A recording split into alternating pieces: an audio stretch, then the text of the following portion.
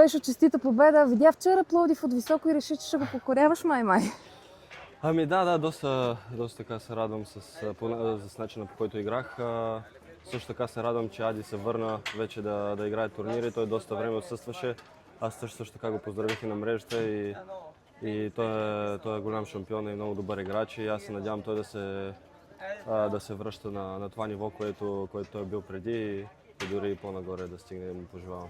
Усещахте ли заряда на публиката? Да, разбира се, беше много готино. Днеска всички гледам се с флагчета и да, може би е трудно, че бяхме двама българи на четвъртфиналите, но както казах миналия път, това е добре, защото ще имаме един полуфиналист.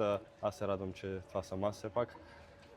Но да, мисля, че зарядът на публиката винаги в Пловдив е бил страхотен и аз много се радвам, че винаги така има подкрепа тук в Пловдив. Физически как се усещаш за утре? Чувствам се доста добре. Този ден, почивният ден, всъщност вчера ми помогна доста и мисля, че успях да се възстановя по добър начин. Днес се чувствах доста добре на корта и също това, че матчът приключи сравнително бързо, мисля, че може да ми донесе само позитиви. Така че сега ще се опитам да се възстановя отново и да дам всичко от себе си утре. На втори корт играха двама румънци, един от които ще е полуфиналистът срещу теб утре. Знаем, ти няколко години тренира там. Познаваш ли ги? Да, разбира се, всичките румънци ги познавам. Него специално сме играли даже няколко пъти. Мисля, че последния път играхме преди 2-3 години, го бях бил на един Futures. Но да, той е доста добър играч, също е направил много победи. Мисля, че също Радо Папоя ще играе.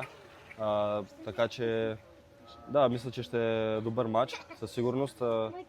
Знам горе-долу какви са му силните и слабите страни, така че също така с моите треньори ще направим анализ на матча днес, който той изигра и ще изляза за победата утре.